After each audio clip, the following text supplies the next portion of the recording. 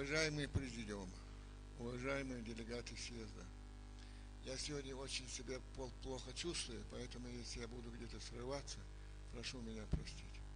Тем не менее, я не смог сегодня не прийти сюда и не сказать вам, что я думаю по данному вопросу. То, что положено говорить мне, пенсионеру, не положено говорить президенту. Я его понимаю. И вы понимаете.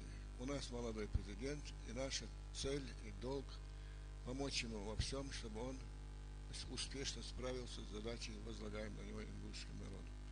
Поверьте моей совести, у меня нет никаких предубеждений против этого человека. И тем не менее, я сегодня не могу не сказать то, что думаю. Когда вопрос стал о провозглашении Ингушской республики, Ельцин вызвал нас, Костоев, по-моему, здесь, Ибрагим, и сказал, для того, чтобы этот вопрос решить, мне нужны следующие документы. О том, что осетин ненасильственно переселяли на ингушские территории.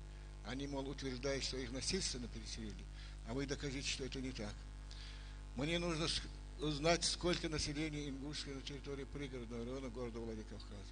Мне осетины говорят, что там всего 16 тысяч человек, а вы докажите, что их больше. Мне нужно технико-экономическое обоснование организации государства на такой небольшой территории и доказать, что она может функционировать на этой территории. И, наконец, и самое главное этот вопрос.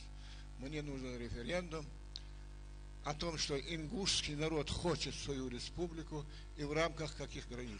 Вот когда эти 4 документа вы, Богатырев и Костоев, мне положите на стол, я буду решать, делать ингушскую республику или нет. Очень многие ингуши, да и почти все, они не знают, какая титаническая работа проведена для того, чтобы сделать эту республику и какие силы противостояли нас. Когда эти документы представили, мы были у Ельцина. Пожалуйста, я прошу внимательно выслушать. Он мне говорит, Дарсыгов и я, мы двое были. Ингуши полудикари и не смогут управлять республикой. Это слова Бориса Николаевича Ельцина. Я говорю, Борис Николаевич, что вы сказали? Он понял, что допустил грубейшую политическую ошибку в отношении целого народа. Я говорю, дикари не мы, ингуши, а вы русские руководители, которые 12 веков занимаетесь разбоем на необъятных просторах Европы и Азии, а после 45 года переключились на весь мир, полагая, что красные штаны можно одеть на весь мир.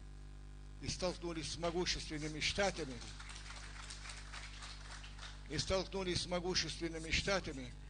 и их союзниками, и проиграли битву, Советский Союз вы проиграли, Варшавский пакт проиграли, все вы проиграли.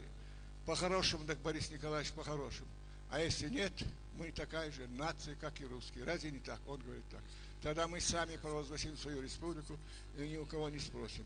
Но в день, когда тебя избирали председателем Верховного Совета, ты кланялся мне, кланялся и Хазбулату, Ибрагиму Костоеву, потому что мы вам обеспечили победу в выборах Верховного Совета.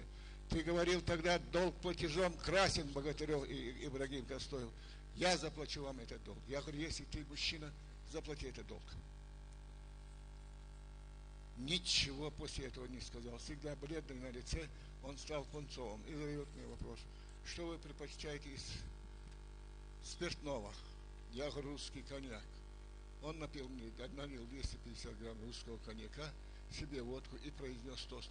Внимательно послушайте. 5 минут тому назад он называл вас дикарями, но на самом деле он так и считал. И все они так считают. А сейчас он, пожалуйста, поднял руку за добрый, отзывчивый ингушский народ. За Ингушскую республику. Республика так была провозглашена, а не так, как Аушев рассказывал. Вот мне бросили 3 бумажки на стол, а республику я сделал.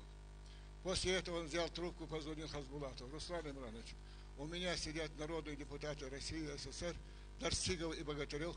Я прошу помочь мне провозгласить их республику. Булат, уже прошло 9 минут, бяхмбах. Тогда Хазбулатов ответил, такого народа, как ингуши, нет. И такую республику не надо провозглашать. Он говорит, тогда почему называлась она Ингушской? Пока я Хазбулатов Верховного Совета, говорит, Ингушская республика не будет.